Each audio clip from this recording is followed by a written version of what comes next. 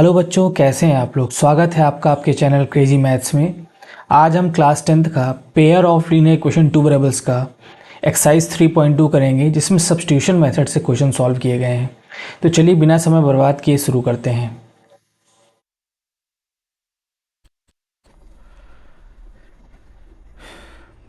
चलिए लैंग्वेज वाले क्वेश्चन सब आ गए हैं। क्वेश्चन नंबर 3 का फर्स्ट पार्ट देख लेते हैं क्या कह रहा है। देखिए, लैंग्वेज वाले क्वेश्चन का करने का सबसे अच्छा तरीका है कि जब तक आप पढ़ने की आदत नहीं डालेंगे क्वेश्चन को, तब तक आपको समझ में नहीं आएगा। ये तो बहुत आसान क्वेश्चन है, आगे तो इससे भी टफ आने वाले हैं। The difference between two numbers is 26 and one number is 3 times the other, find them. कह रहा है कि दो नंबर का जो डिफरेंस है, देखिए दो नंबर का क्या है, जो डिफरेंस है वो 26 है। तो दो नंबर मानने भी तो पड़ेंगे, तो मानिए यहाँ पर पहले let the one number be x and the second number भी, उसको भी मानना पड़ेगा। ये दोनों चीजें हम लेट कर रहे हैं, सेकेंड नंबर भी y। पहली कंडीशन देखिए, the difference between two numbers is 26, मतलब दोनों नंबर के बीच का डिफरेंस कितना है, 26 है। तो x माइनस वाई इक्वल 26, इसको हम लोग लिख सकते हैं। ये हमारे लिए केस फर्स्ट हो गया, केस फर्स्ट।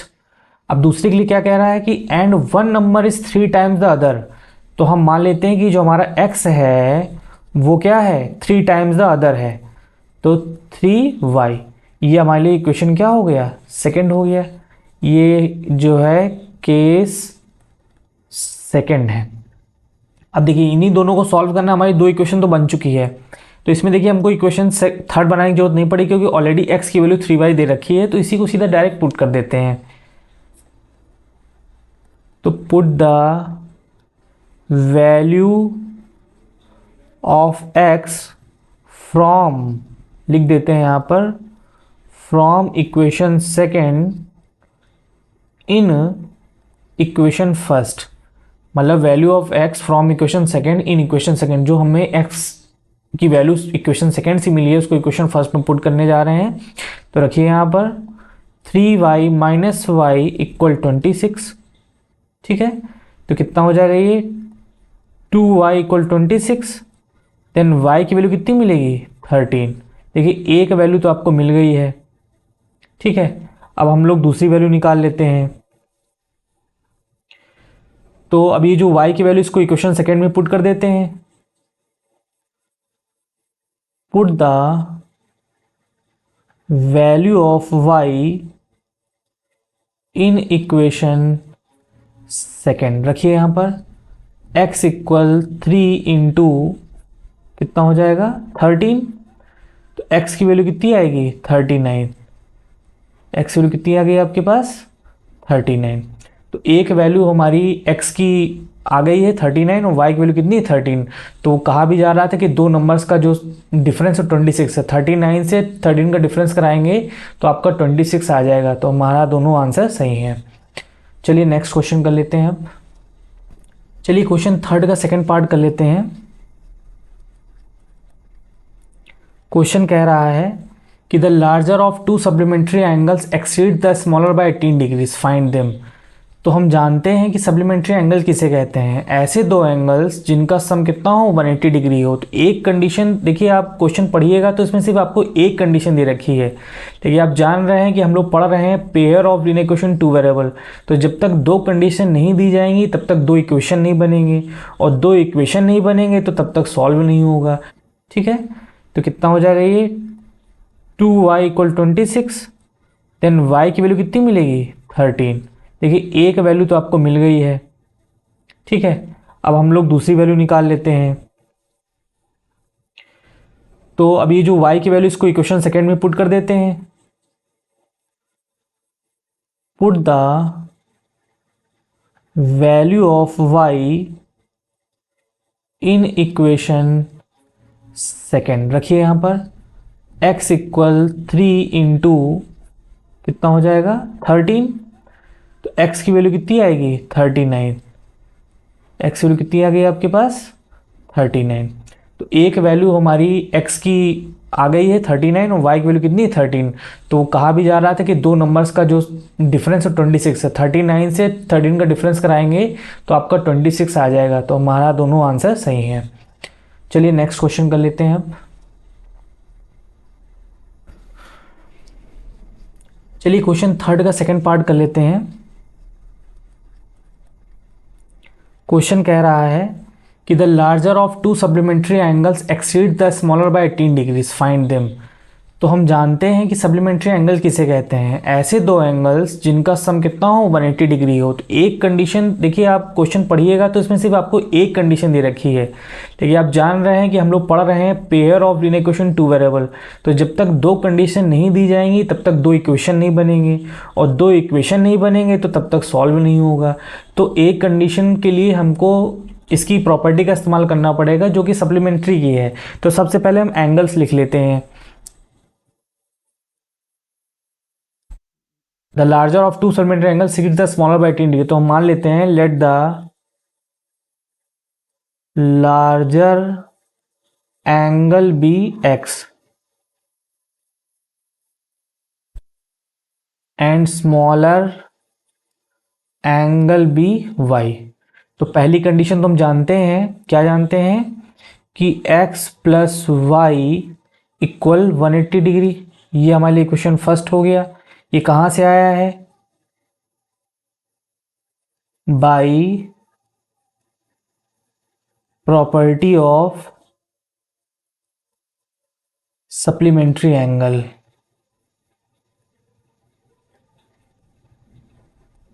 ये तो हमारा इससे आया है, ठीक है। अब चलिए दूसरे कंडीशंस के लिए क्वेश्चन पढ़ लेते हैं। कह रहा है the larger of two supplementary angles, जो बड़ा वाला एंगल है exceeds the smaller by 18 degrees, वो छोटे वाले से 18 ज़्यादा है। तो हमने मान के चला है कि हमारे पास लार्जर कौन सा एंगल है, x है, और छोटा कौन सा एंगल है, y। जो x है वो y से कितना ज़्यादा है, 18 डिग्री। यही तो बोला है कि जो लार्जर वाला एंगल है वो स्मॉलर वाले से कितना ज़्यादा है, 18 डिग्री ज़्यादा है। तो ये हमारी इक्वेशन क्या हो गई, सेकेंड। अब इन्हीं दोनों को सॉल्व करके हमको आंसर निकालना है। देखिए हमको x की वैल्यू, अब हमें इक्वेशन थर्ड बनाने की जरूरत नहीं है, ऑलरेडी हमारा x की वैल्यू दे रखा है। तो put the value of x in equation first, रखिए यहाँ पर। तो y plus 18 plus y equal 180। तो कितना हो जाएगा, 2y इक्वल 180 माइनस 18, ठीक है। तो 180 से 18 घटाइए 2, यहाँ पर बचेगा 6, यहाँ बचेगा 162। तो y की वैल्यू कितनी आएगी, 162 अपॉन 2, मतलब कि 2 8 जा 16 एंड 2 1 जा 2। तो आपकी y की वैल्यू कितनी आ गई है, 81। अब हमें दूसरा एंगल निकालना है। चलिए y की वैल्यू हम लोग रख देते हैं इक्वेशन सेकेंड में। पुट द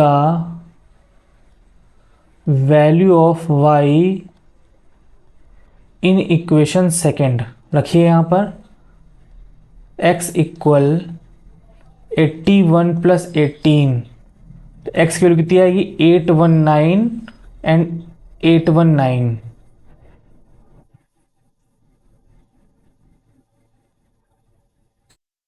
कितना आया, 819 819 99। मतलब कि लार्जर एंगल आपका 99 है और स्मॉलर एंगल आपका क्या है, 81 है।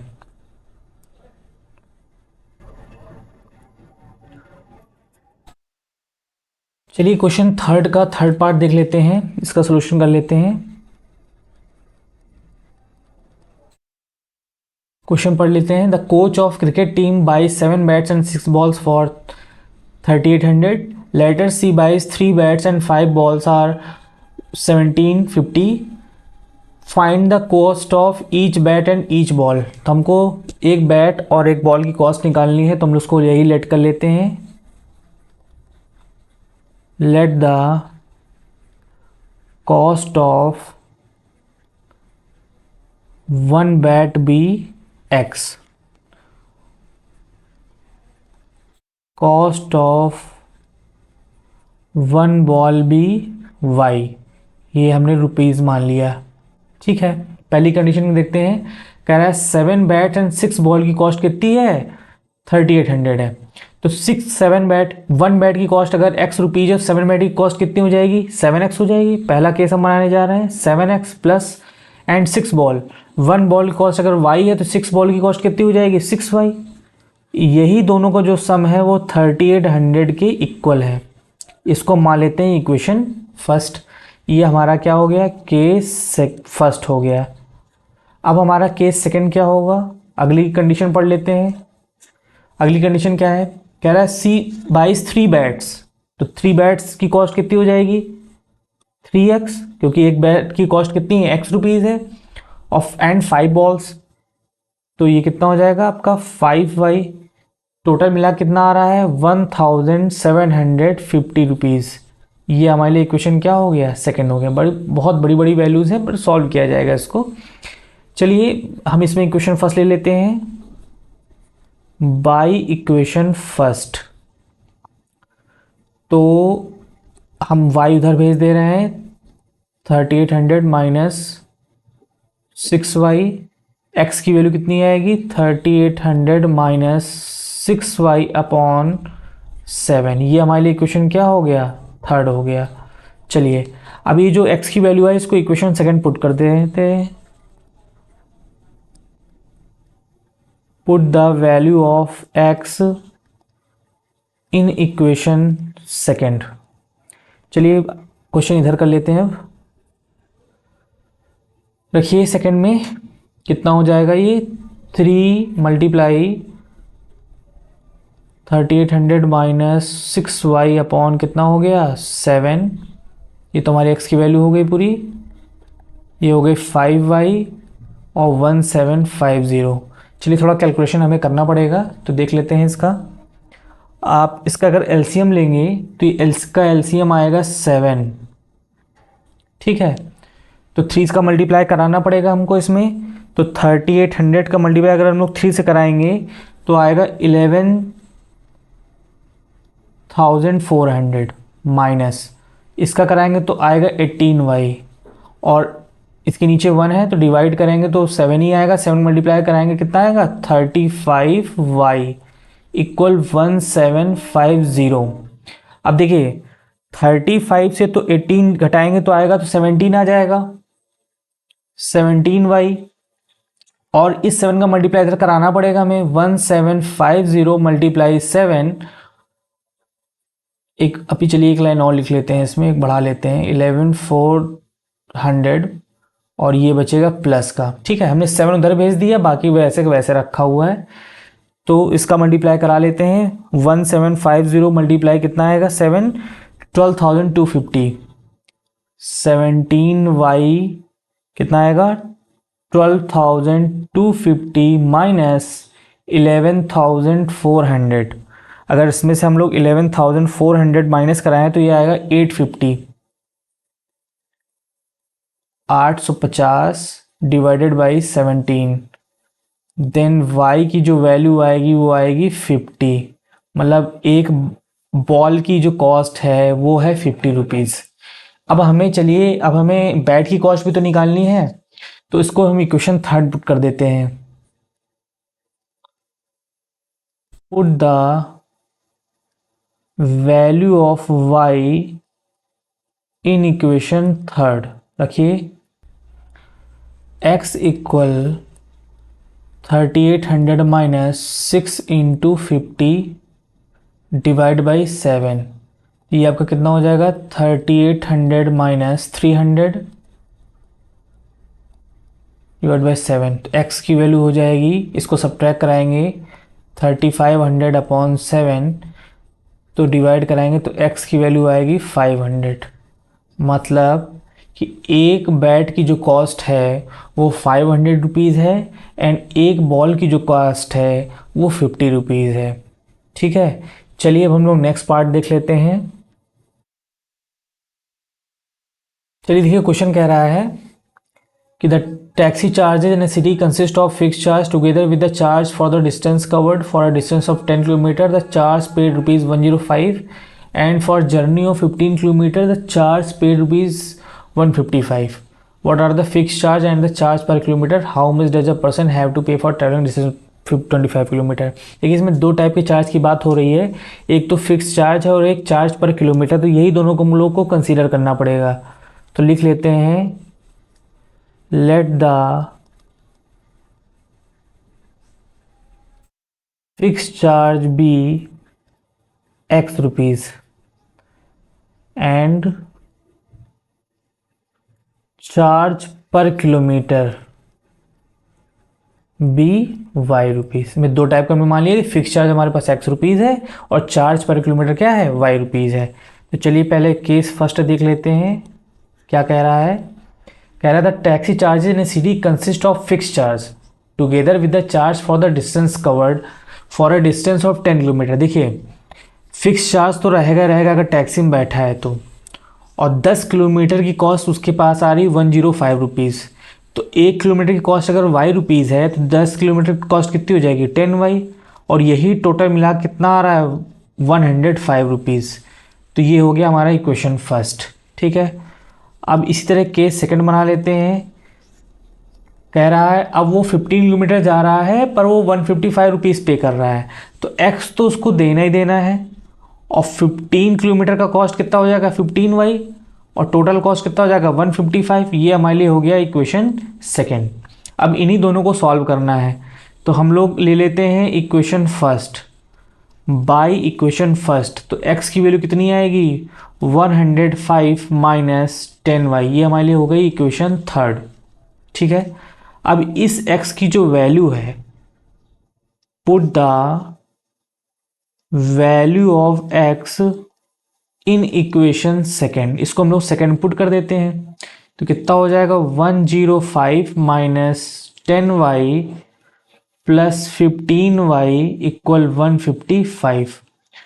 तो कितना हो जाएगा 105 प्लस 5y इक्वल 155। चलिए बाकी इधर देख लेते हैं कैलकुलेशन। तो 5y इक्वल कितना हो जाएगा 155 माइनस 105। ठीक है, तो उसको सब्ट्रैक्ट करा लेते हैं,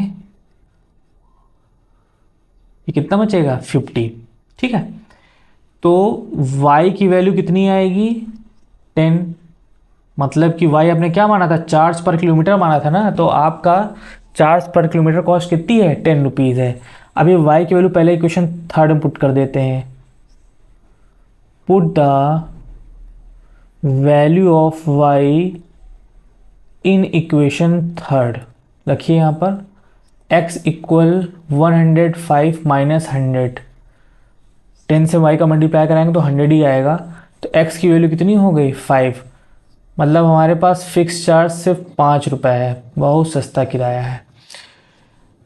अब जो है आगे क्वेश्चन कर लेते हैं, how much does a person have to pay for travelling distance of 25 kilometre. अगर उसको 25 किलोमीटर जाना है तो कितना कॉस्ट आएगा total. Cost for 25 kilometre equal, देखिए क्या होगा, फिक्स चार्ज तो होगा ही होगा, fix charge plus 25 multiply charge per kilometre, 25 को मल्टीप्लाई करेंगे चार्ज पर किलोमीटर से। फिक्स चार्ज कितना है, फिक्स चार्ज हमारे पास है 5 रुपीज़ और 25 जाना है, तो चार्ज पर किलोमीटर कॉस्ट कितनी आई है 10 रुपीज़ आई है, इसको इसमें 10 से मल्टीप्लाई करा दीजिए, तो ये हो जाएगा 250 प्लस 5 इक्वल 255 रुपीज़। तो 25 किलोमीटर के लिए जो कॉस्ट आई है वो हमारे पास कितनी आई है 255 रुपीज़। चलिए लास्ट क्वेश्चन का देख लेते हैं, क्वेश्चन क्या कह रहा है, पढ़ लेते हैं इसको। कह रहा है fraction becomes 9/11 if 2 is added to both the numerator and denominator, if 3 is added to both the numerator and the denominator it becomes 5/6, find the fraction. देखिए आपको दो कंडीशन दे रखी हैं और आपको फ्रैक्शन बताना है, तो हमको लेट भी तो न्यूमरेटर डिनोमिनेटर करना पड़ेगा। तो लेट कर लेते हैं, लेट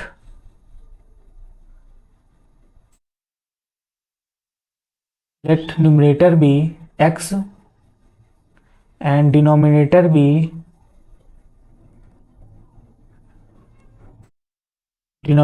y। तो फ्रैक्शन कितना हो जाएगा अगर ये हमें मालूम है तो फ्रैक्शन b हो जाएगा x अपॉन वाई। अगर हमें मालूम है न्यूमरेटर x है डिनोमिनेटर y है तो फ्रैक्शन हमारा कितना हो जाएगा x अपॉन वाई। चलिए केस फर्स्ट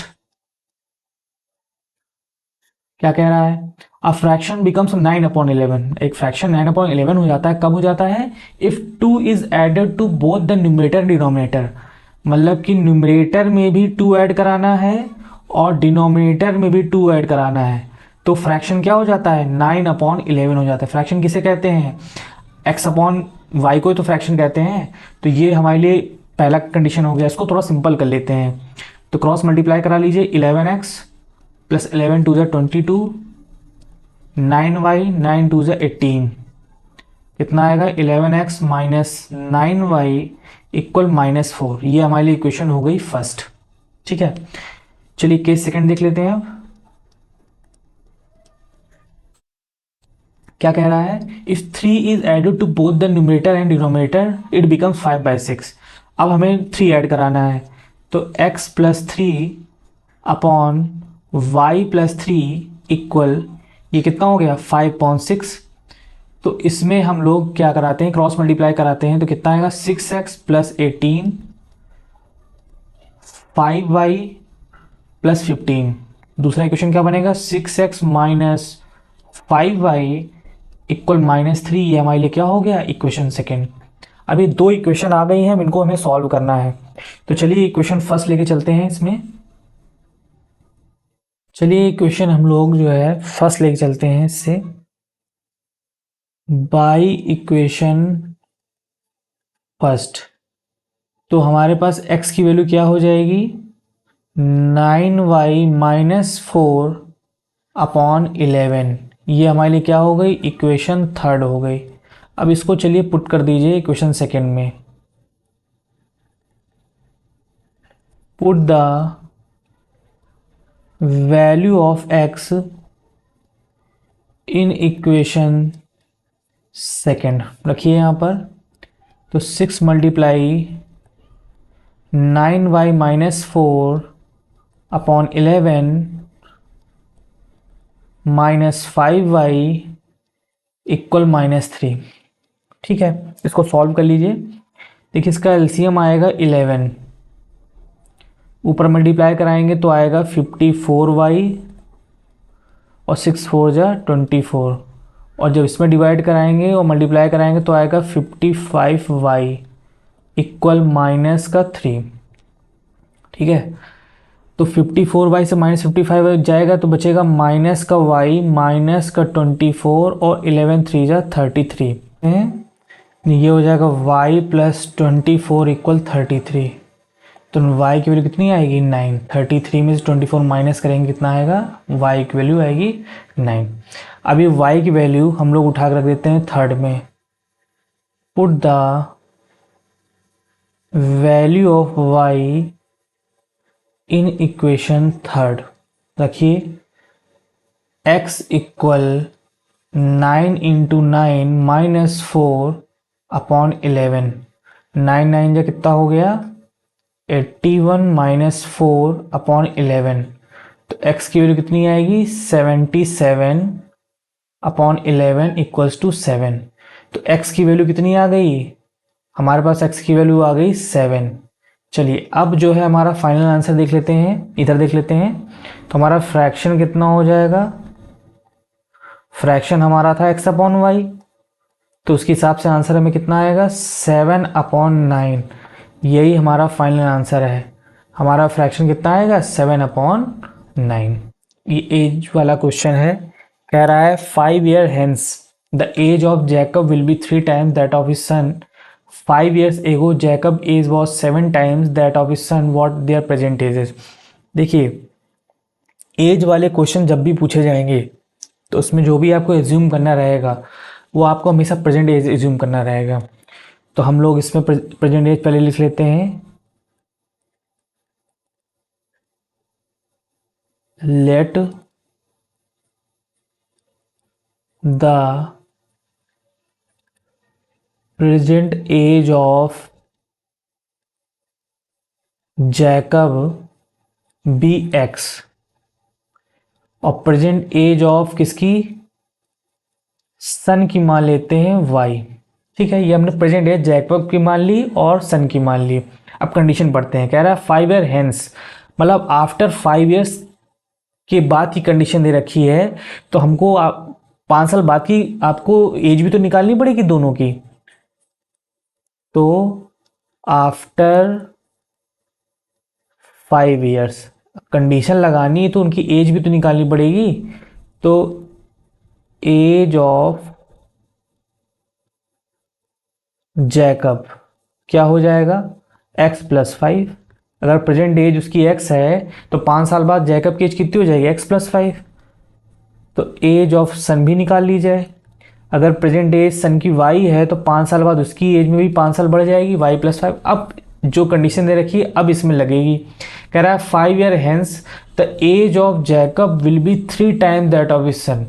मतलब 5 साल बाद जो जैकब है, 5 साल बाद पहले बार जैकब कितने साल का है, x प्लस 5 का है, will be 3 times that of his सन, वो अपने बेटे की एज का कितना है, 3 टाइम्स है। तो 3 टाइम्स ऑफ हिज सन। तो इसको सिंपल कर लेते हैं, x plus 5 equal 3y plus 15। तो x माइनस 3y इक्वल कितना बचेगा, 10। ये हमारे लिए हो गया इक्वेशन फर्स्ट। ठीक है, अब दूसरी कंडीशन है 5 ईयर्स एगो, तो 5 साल पहले की एज भी निकाल लेते हैं।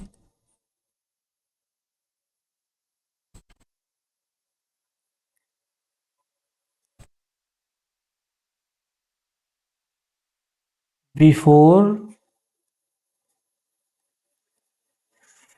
5 ईयर्स, सेम चीज, एज ऑफ जैकब कितनी हो जाएगी, x माइनस 5। प्रेजेंट एज में 5 साल पहले हो जाएगी। एज ऑफ सन कितनी हो जाएगी, y माइनस 5। अब जो है कंडीशन अब लगेगी दोनों में। अब क्या कह रहा है कि जैकब की एज जो है वो 7 टाइम दैट ऑफ हिज सन है। 5 साल पहले क्या कह रहा है कि जो जैकब की एज कितनी है, x माइनस 5, वो अपने बेटे की एज का कितना है, 7 टाइम्स है। तो 7 टाइम्स y माइनस 5, इसको सिंपल कर लीजिए, x minus 5 equal 7y minus 35, और x माइनस 7y इक्वल कितना हो जाएगा, ये माइनस का 30। ये हो गया इक्वेशन सेकेंड। हम इसमें इक्वेशन फर्स्ट ले लेते हैं सब्स्टिट्यूशन मेथड सॉल्व करने के लिए, बाय इक्वेशन फर्स्ट।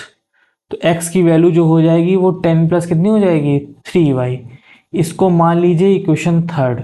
ठीक है, अब इस x की वैल्यू उठाकर सेकंड पुटअप कर दीजिए। Put the value of x in equation second, रख दीजिए इसमें भैया। 10 plus 3y minus 7y equal minus 30, कितना आएगा ये, माइनस का 4y इक्वल माइनस 30, उधर जाएगा माइनस 10 बचेगा माइनस का 40। देन y की वैल्यू कितनी बची, 10 बची। अब इस y की वैल्यू उठा के रख दीजिए इक्वेशन थर्ड में। Put the value of in equation third.